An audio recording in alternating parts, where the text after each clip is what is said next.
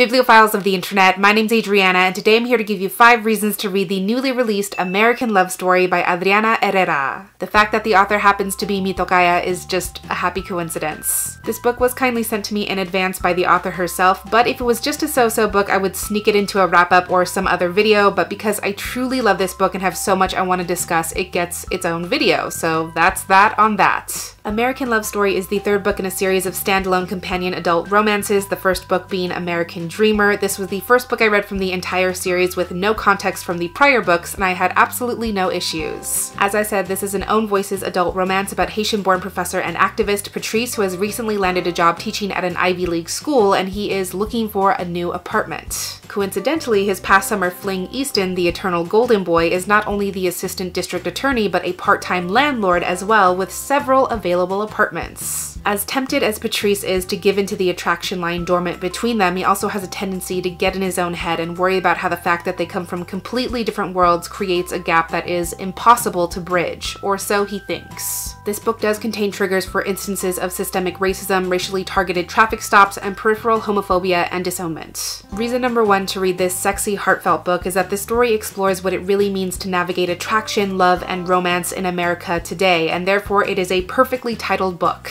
In this social climate, in this social moment, it's so important to interrogate the relationships in our lives, especially for marginalized folks who now more than ever really need those safe spaces. Folks navigating love, attraction, and romance have to ask themselves, does my partner believe in what I believe in? Do we acknowledge that good, healthy relationships have to be able to withstand discomfort? Do we respect and understand each other's lived experiences? Patrice, especially being an afro-latinx immigrant and activist, worries that this relationship could potentially turn into yet another space where he's still expected to educate someone else and put in that extra emotional work that other people don't have to think about. And I think the reason why this relationship can work is because Patrice and Easton's fundamental beliefs are not all that different, but they do come at those beliefs from different levels of privilege and access. This story shows how people of completely different backgrounds and lived experiences can still respect each other and forge a healthy, lasting relationship, which is so beautiful and cathartic to witness. Related to that, reason number 2 is that this story sits right in that uncomfortable space and methodically shows these two characters sharing their lived experiences. To say that Patrice and Easton come from completely different worlds is a massive understatement. Patrice is a Haitian-American immigrant raised by a single mom in relative poverty for most of his childhood, and Easton is a white trust fund baby with a high-powered, high-privileged position in public office. And frankly, they both have a lot of learning to do as their relationship progresses. Patrice has to learn that he doesn't have to carry the burden of being the face of injustice 24/7, and that his partner can handle listening to his experiences. And Easton has to learn that while his privilege does not negate his own pain, he also has to put in a lot of work to sharpen his awareness and use his privilege to make a positive difference. It's so important that we listen to and empathize with other people's experiences and allow them the space to grow instead of giving into the instinct to vilify them on the spot. Does that mean every mistake is worthy of forgiveness? Not necessarily, but just as no one person can single-handedly right all the wrongs of the world, no one person can account for all the world's faults. There needs to be room for a little bit of grace with the people we trust. This story shows how we simply cannot afford to shut out the people who hold it down when things get tough, and that notion is definitely tested as these characters endure hardships in their communities and the city itself.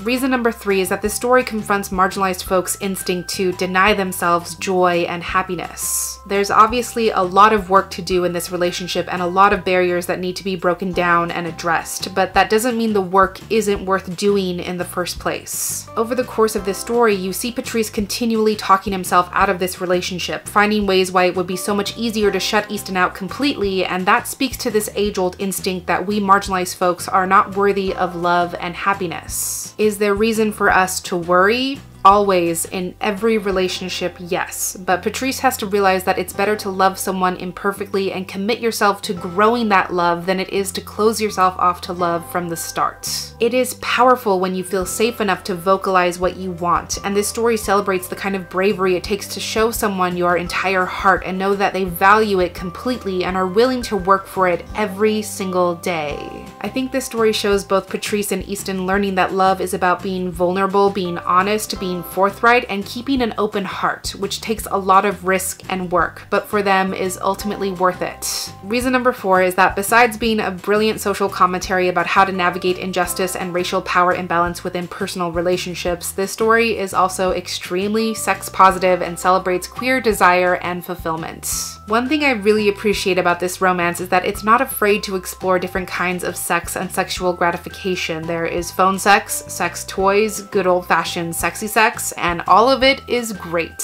It doesn't matter how many times it happens, it is always monumental to see queer desire celebrated on the page, especially when queer folks are often viewed as inherently sexual or overly sexual, which is not necessarily the case. To see these two characters vocalizing their desires and following through with those desires is so refreshing, and I really appreciate that they're never shamed for their sexual inclinations or activities by anyone at any point. Both of these characters experience sexual attraction, and sex is part of their relationship because of that, and the presence of sex does not negate their emotional connection or the emotional work they have to do to make this relationship a success. I always appreciate the normalization and celebration of queer desire, and I love stories that show how sex can be a healthy part of a relationship if that attraction happens to be a part of your experience. And finally, reason number 5 is that this story shows the necessity of acknowledging where and how the personal and the political intersect. There is this idea, especially in 2019 America, that everyone has a right to believe what they believe without consequences, even if it is actively harmful to other folks, and that is simply false. Many people would argue that we have to draw hard lines between where the political and personal begins and ends, but that is an incredibly privileged take because doing so demands that many of us compromise our own safety and health in all of its various forms. The fact of the matter is,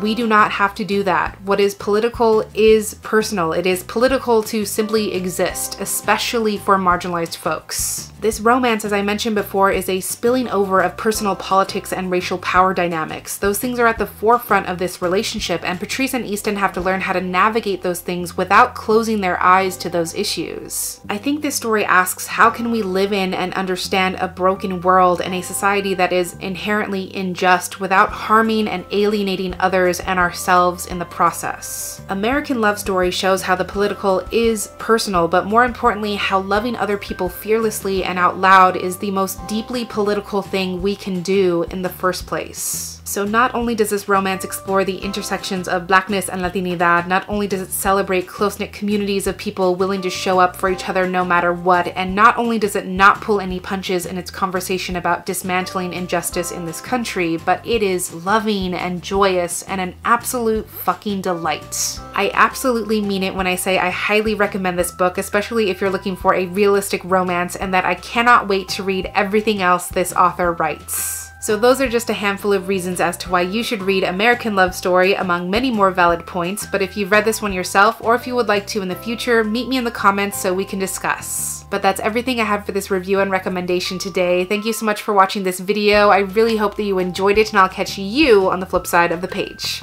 Bye!